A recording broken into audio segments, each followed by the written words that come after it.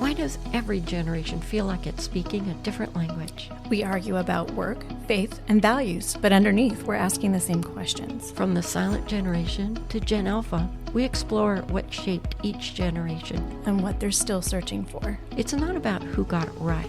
It's about understanding and finding the thread that binds us. This is the common thread.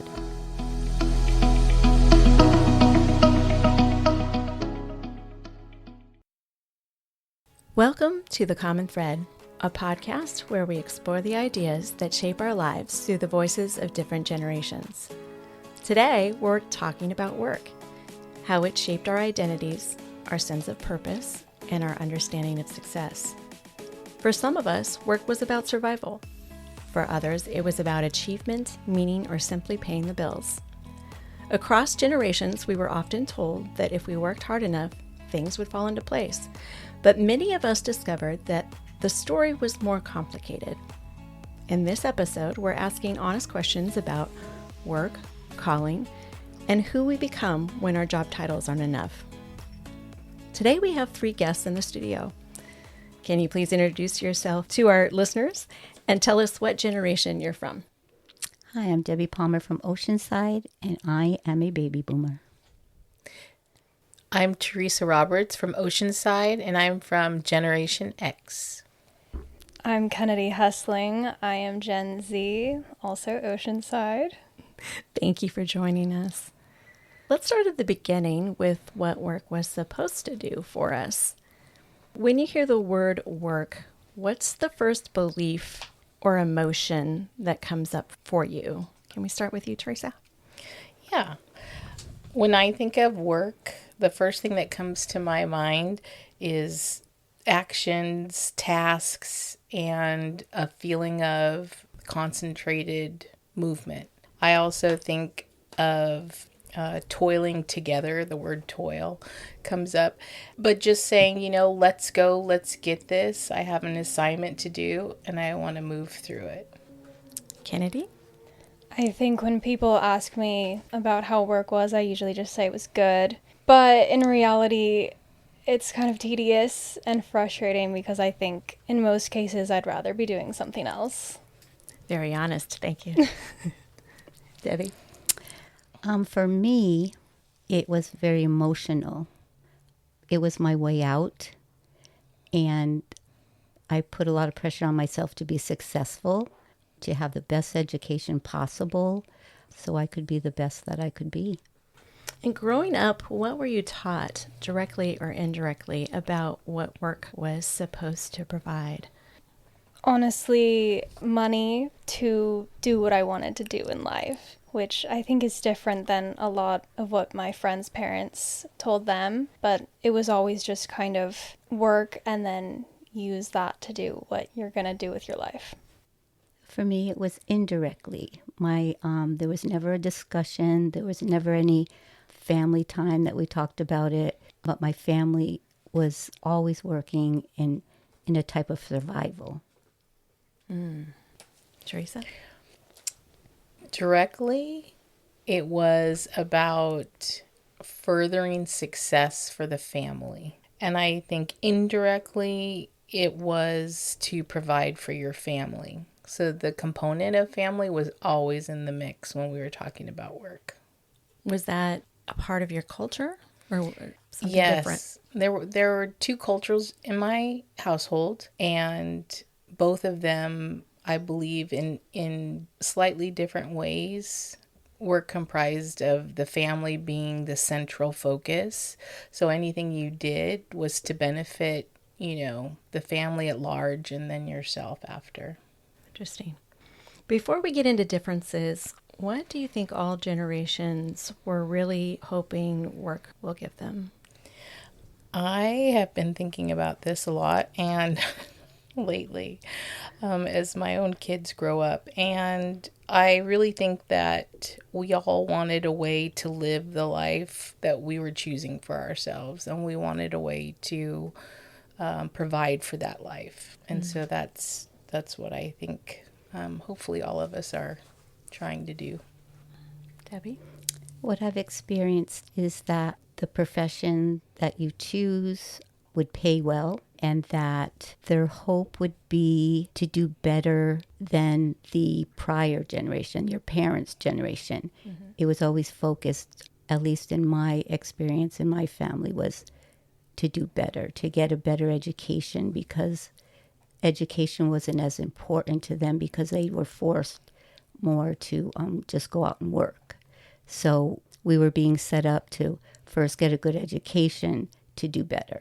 I think a lot of people look for identity and for a certain job that will give them status amongst their peers and something they can tell people like, oh, I'm a lawyer, and everyone's like, oh, that's so cool, that's so exciting, you're so smart. I think a lot of people look for that as well. Let's talk about the expectations we started with, what work was supposed to do for us. In your generation, was work more about survival, stability, success, or purpose? I think there's a lot of differences in my generation, especially in different countries, different places you go. For me, it's about being able to do what I want to do and have freedom to live my life the way I want to live it. But I think for a lot of the rest of my generation, it's about what I was saying before, really about status and about having something that you can tell people and they will respect you, and we're not just a bunch of kids, but we have real jobs, and maybe adults will start to think of us more like their peers as well, How much did your family or your parentage influence you in that kind of viewpoint? I think quite a lot. My dad always was telling us to start our own business. He's like, you don't want to work for anybody. You need to just come up with your own business, something you love, and you never have to work. He started his own business. He loves it, so he feels like he never works. He just works a little bit, and then he travels all the time. And so he just kind of wanted that for us. And so seeing that, it kind of showed me that I want something where I can mostly work for myself, and then I get to decide when I get to do that and when I get to really live my life, which is what I see myself doing outside of work. Interesting. For me, growing up, I think, and within my generation, it was a little bit about stability, but more about success. At the time, if you did not go to college, you were doomed to a life of servitude. And that was just what was handed to us. I feel like in terms of work, there were a lot of beliefs and themes handed to us as we got older through high school and then moved on into college or whatever we chose to do. And I didn't really feel like I had a lot of choices that I liked a lot. My parents worked for other companies. One was in service. The other one was in retail, making things for computers and different things like that. So to them, what was received by the company was, that was a gift, that was success, that was longevity, that was doing what they were handed. And so when it was my turn, I kind of bucked the system a little bit because my beliefs weren't matching the themes they were handing off to me, and I had to make a choice. So that's what I did. But mostly I think it was for success for all of us. In my generation, I feel education, as far as going to college, it was going to be okay. There wasn't a lot of pressure put on you to go to college, but the pressure was to have a really good job and to have a status and to work hard and have work ethics and to dream, sometimes to dream and go for that dream. And personally, I did. And it's hard at times. Nothing was given to me.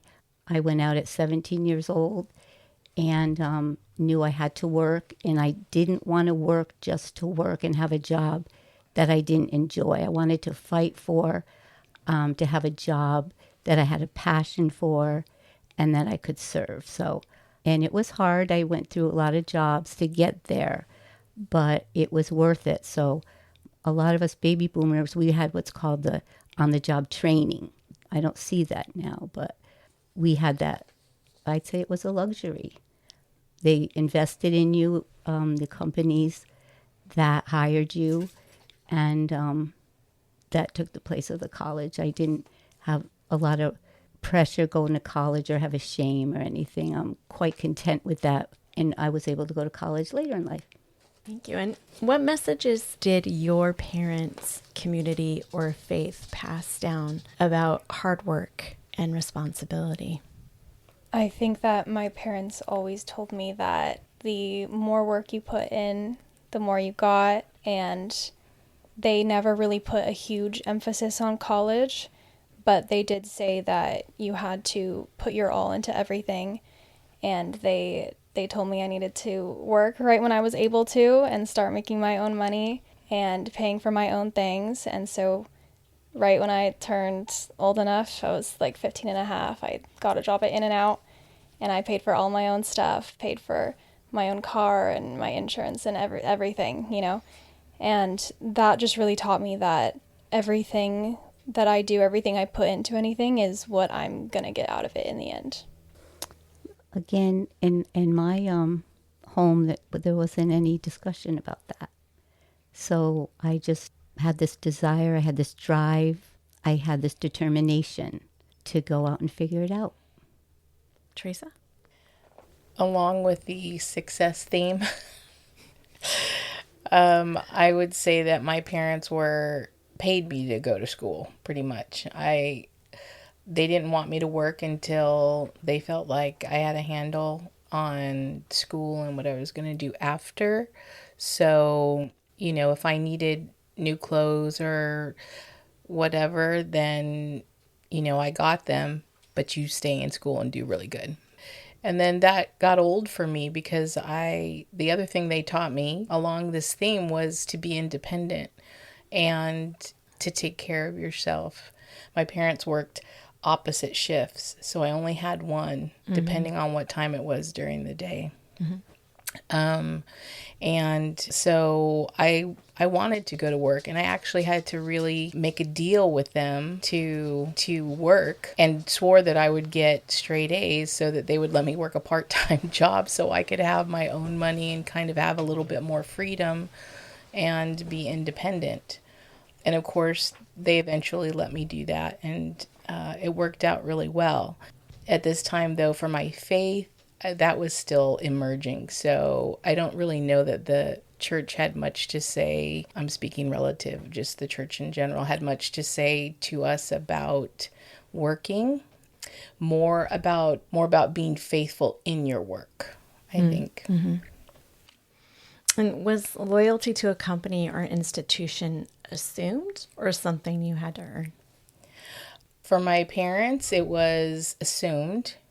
For me, I feel like it was something that I had to earn because there wasn't, by the time I entered into the workforce, and this is post-college, there was not a lot of trust in, you know, the younger worker coming into the workforce that they were going to stay. Mm-hmm. So I had to earn that I was consistent, that I was reliable, that I could pick up shifts and do all of the things. It wasn't just handed to me that way. The way that my parents, I think, inherited that because that was just part of who they were, you know, when they walked into the workforce. Yeah. There was no going and, you know, finding $1 million or winning the lottery. It was, you're going to go to work. So if you picked that place and they picked you, then you're good to go. And Debbie, what was your experience? My experience was, at the time, if you were chosen by a company, if you worked hard for a company and you had faith in that company, they had faith in you and they invested in you, you would stay with that company a long time. Back then, companies stayed around for a long time. So if you invested in yourself, they invested in you, and you could stay with a company for a long time. My parents, however, they had different jobs at all different times. Again, survival mode. I find that loyalty to companies is not really something my generation cares very much about. It's definitely more important for us, I think, to have more on our resume and, more experience doing different things to get what we really want eventually. You start out with like a starter job and you move up and you have more and more references. And yeah, I haven't really seen anyone in my generation stick with one thing for a very long period of time. And it's not exactly something I plan to do either. Just because I think I have loved all the jobs that I've done, and it's great experience, but I love trying new things and I love mixing things up and having new experiences. So I don't think I'll ever stick in one place forever. So, did you believe that if you worked hard enough, life would follow a predictable path? Yes and no. Working hard, you could reach your goals or at least be desirable to that company that invested in you. But you could also change it up. And whatever that company was going through, if they made some changes, the path would change. So I don't have a concrete yes or a concrete no. In my experience, it could go either way. I have about the same answer for that. I feel like when we were given the mantra, go to college, you'll be successful, you'll have the job that you want.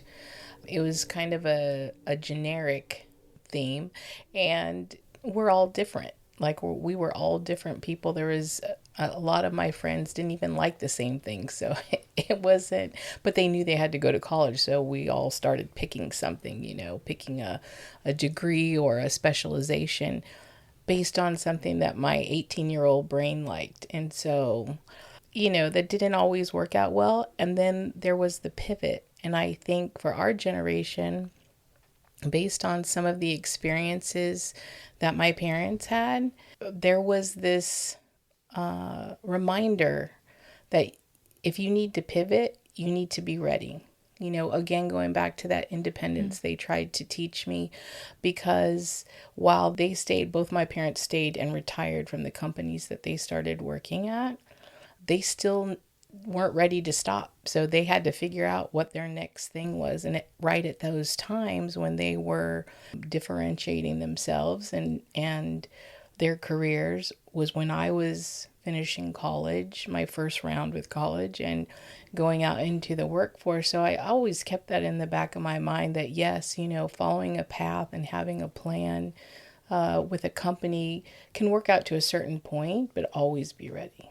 I don't think life can ever be predictable. It never has been for me, and I don't think it ever will be, and that's the way that I like it.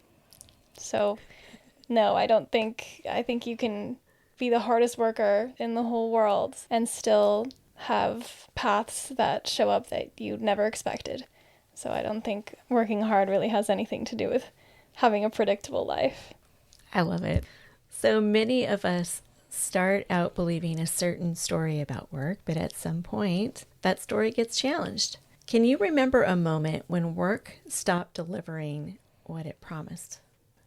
Yes, so in my hustle to get that prestigious job, because I was going to show my family that I'm going to stop, that I don't believe in their beliefs, and I was going to go and make it my way, I went into banking. And then banking changed. Banking was very personable with your community, the small banks, and you got to know the community very well and you'd be involved in it.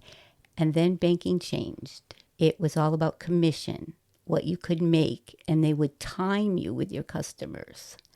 So that really upset me. And I feel that I went in it for a certain purpose and reason, and then without me having any control of it, they set goals for me, and it just wasn't the same. So I do feel that they stopped delivering what they promised in us. And I did have that experience. So then I was now looking for something else to give me a passion and a purpose. I have an example. When I was one of my first big girl jobs, I had moved across the country and trying to figure out what success was going to mean to me. I I had my AA degree, but I was unwilling to go any further at that time because I was really disillusioned with the whole, you got to go to college and you got to bang it out and do all these things. And I just didn't have a passion like Debbie's talking about. I didn't have a passion for something specific to continue to go. And it was costing money. And I was like, I don't understand that at all. So I'm working, and I made it into management at Phil's Shoes, and it was just amazing, right? I felt successful. I was getting compliments from my parents. That was great, so all the good things. And then the reality of what it looks like when you work retail at the holidays, everyone who's ever done that will resonate with my story. Then I realized that I couldn't do that forever either. I would have had to be done. So there was one more transition into retail, and then I retrained and got into administrative work because the stress, everything that was supposed to be so wonderful that I loved about the holidays got turned into a dollar sign and a sale, and I was just done with that. So Similar to Debbie's story. What about you, Kennedy? Well, my current job is great. It delivers everything it promises. A plug. Yeah, but I did have a job that I was working right before COVID. And then COVID started, and they started hiring anyone off the street. And because of that, I was having to do like 3 people's job at a time.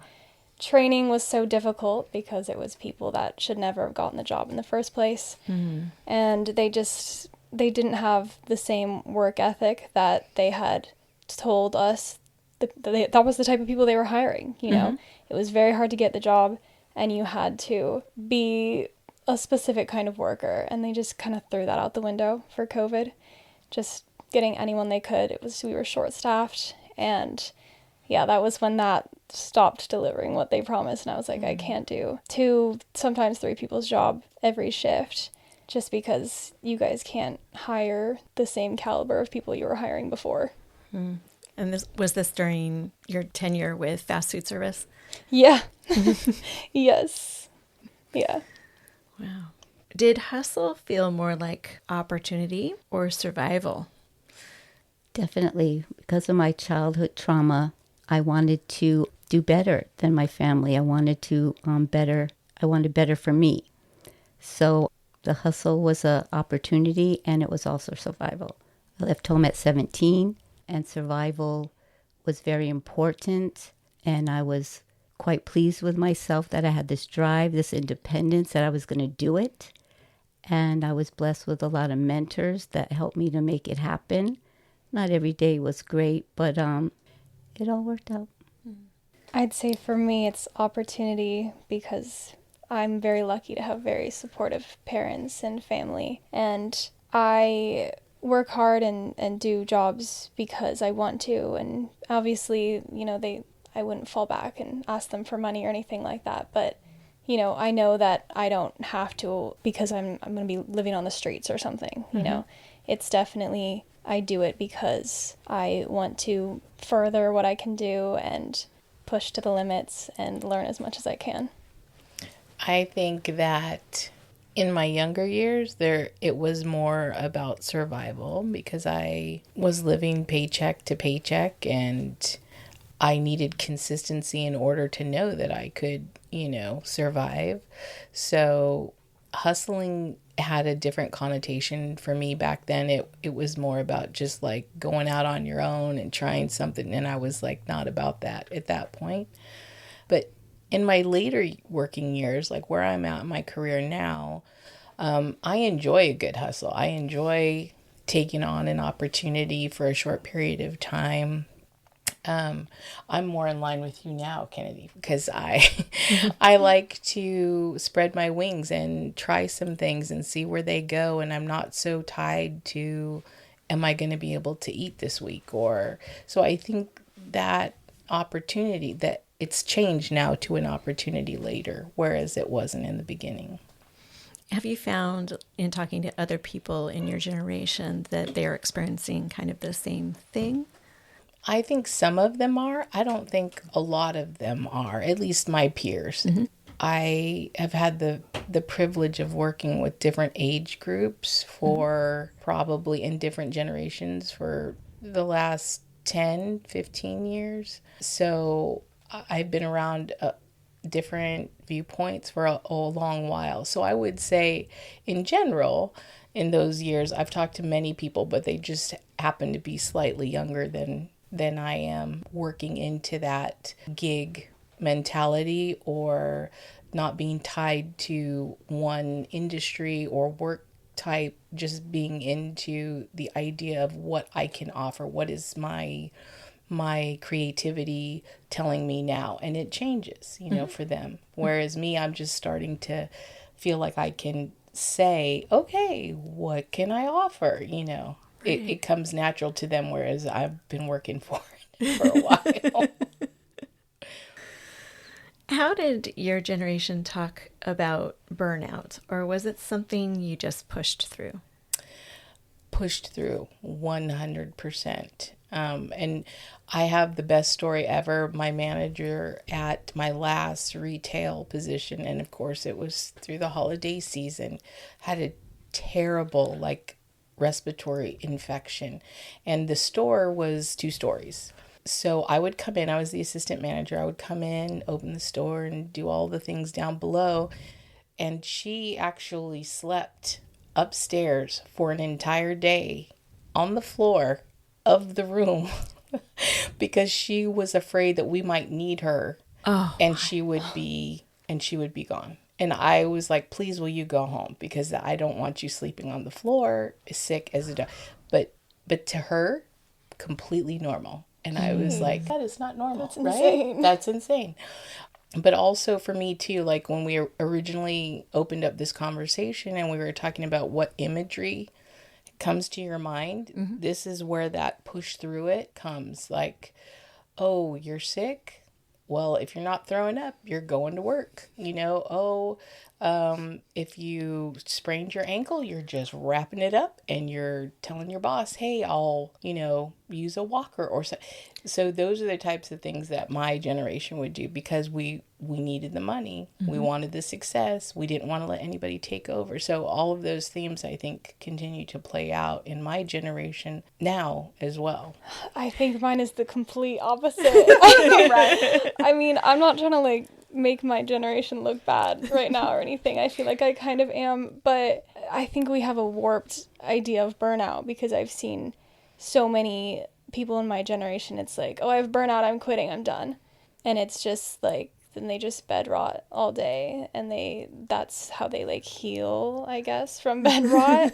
But they're not trying to work again. It's kind of oh, you have burnout, you have to stop. You can't go any further. And everyone encourages it too, I'll tell someone oh, it was a tough day at work, I'm tired, and they're oh, you need to rest, you need to calm down. It's I mean, yeah, but thank you, but I'm actually okay. I'm gonna go to work again the next day and it's fine. I'll live, But I think it's very different from your generation. I've also seen online, there's some in some other countries too, there is this huge trend of people that they quit their jobs, they do online, influencer type stuff, or random little jobs they can do online, and they literally never leave their house because they burned out of their last job, and they're I don't want to risk it again. I'm going to order DoorDash for every meal, and I'm going to sit on my bed, and I'm going to ship stuff off, make some money so I can survive, and then be on my phone all day. Again, I'm so sorry to my generation for making you look bad, but it's very different. We look at burnout very differently. Wow. I wonder where that comes from, really. I would be curious to dig into that a little further. I mean, I'm sure it's not everyone. I have some very, very hardworking friends, and I like to think of myself that way too, but, just as a vast majority. Yes, that's what you observe of your peers. Yes. Interesting. Well, my generation, the baby boomers, we were especially the women, super mom, super wife, super everything, super, super. So we were just going like crazy. And then the competitiveness, you want to do better than the Joneses the next door. And it was just some of it was just a lie, but they just had this, I don't know, this desire to just hustle, I guess is the word. There was never a discussion. They just worked so hard to just keep up with the Joneses, per se. They gave up their family time to do this. It was just very sad. And marriages, here we go with the marriage percentages of breaking up and divorces because of this just drive to hustle, hustle, hustle and do better, make people think you're doing better. And what is the word? It's just such a sad thing what the result was. The families breaking up and just because of that desire they had for whatever reason, the emptiness in them. So now I see with my generation, so many that are my age are sick. They have so many health problems because they didn't take care of themselves properly. I don't have that because I didn't buy into that. But I also, the coin of it was, if you weren't better than the Joneses and you didn't have the car and the this and the house, they kind of put like a shame on you. So that was kind of sad. But I got up, pulled up my panties but for a while I got sucked into it. Mm-hmm. But that was sad because now in my generation, it was kind of sad that they didn't put love first. They put opportunity, they put hustle first, and it makes me sad. And I can see the health issues they're having now. Mm. And that makes me sad too. Mm-hmm. That once they figured it out, they're too really ill and disabled to do anything about it. Makes me sad. Yeah. It's unfortunate. It sounds like a pendulum swing sort of situation, like two opposites, two very extremes, you know? Mm-hmm. Well, like Teresa was saying, I feel, and I could be wrong, excuse me, but the woman upstairs laying on the floor, that she wanted to be there for her. And we just worked really, really hard. And that's kind of like a beauty, but yet she wasn't able to. And then the next generation is getting more loving and caring. Please go home. I got this. Believe in me, I got this. So, some of it's really sad. But that woman upstairs was just really trying to do her best for people. And I'm here, I'm going to do my best. And she wouldn't go home and take care of herself. But as you were describing, the expense was to herself. The expense, the word I was looking for. Thank you for that. Yeah. It's too high. The expense is too high. Yes. So can anyone tell me, or did anyone have a time when their job ended or changed or let you down that it affected your identity? For me, no. I love my jobs and I have a really good time doing them. But when it's over, it's over and it's on to a new chapter. And I don't think I've ever put my identity in my job. I think a lot of people, that's like the first thing they ask you, it's like, oh, like, what's your name and what do you do? That's just never really been how I go about meeting new people either. It's like, what's your name? What's your hobbies? What fun stuff do you like to do? Like, where's your favorite place you've traveled? Your job is never like the first thing on my mind, And so I think that it's just, that's how I see it for myself and how I see it for others, is it's just not what's most important in life. That's what you do to fund your fun adventures in my head. So no, it doesn't affect my identity. I agree with you, but I had to learn that. And I learned it a little bit later, I think. As long as you learned it, that's what matters. Right. I got fired from one of my first jobs ever. And I thought, oh my gosh, this is not the thing that you want to do, right? And I had a little dip down in my belief of myself, because up to that point, there's such high expectations of me in my younger life that I spent most of my time trying to meet them, and have fun. Mm-hmm. Like going out with my friends who were not the same friends that I went to school with, because I was always in those, AP classes and everything. It kind of took a toll eventually. But moving forward, the thing that took the identity piece out of work for me was being a stay-at-home mom for 12 years. So I worked up until I had my second child. And then financially, we knew that was not a good use of our funds. And I did not want to lose the influence on my children that I had. So we planned, and I stayed at home. And I had a really wise friend who said, it's going to take you 6 months, and you're going to try and recreate something that's going to make you feel like you're working, And after those 6 months, Teresa, I promise it's going to get better, and you're going to figure things out. And I didn't believe her at the time, and I was really worried.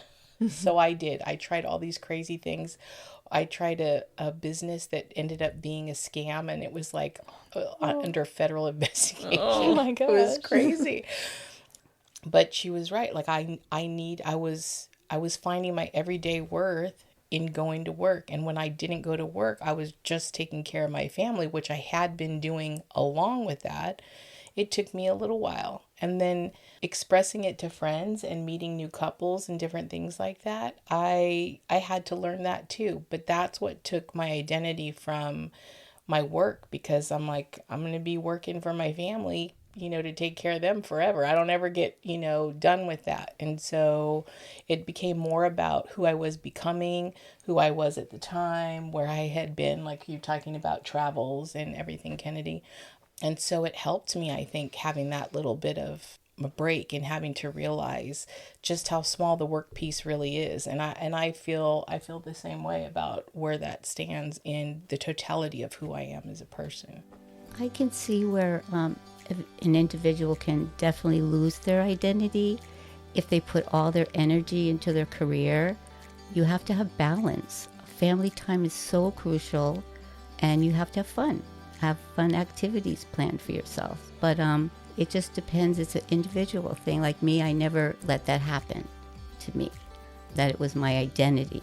It's my passion, my career. After banking, I was able to get a job I'm passionate about. It's my purpose, it's my joy, but it's not my identity. So a person that is focused exclusively in their career, they can learn their purpose. They can, lose their identity. So you want to have that determination and the love and self-confidence in yourself to fight that. That's good.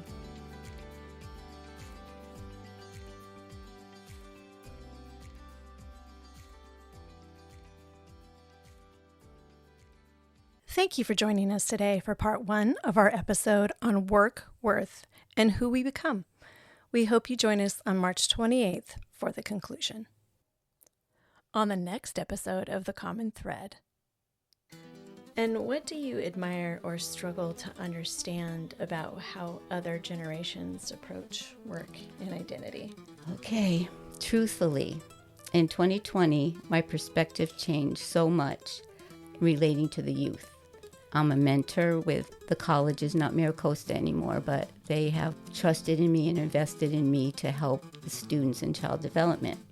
Well, it worked out great until COVID. And now, just like Kennedy, you mentioned your generation, and I have a daughter a little older than you. And quite frankly, sometimes, and I'm not saying this to be judgmental, but I'm just so ashamed at all the opportunities they're choosing to give up in their life. No work ethic. And now in my business, I can't even find good help. This has been The Common Thread, a podcast produced by Hidden Treasure Productions. New episodes will be out every other week, wherever you listen to your podcasts, including our website, hiddentreasureproductions.org. Thank you for listening. We hope you join us for the next episode.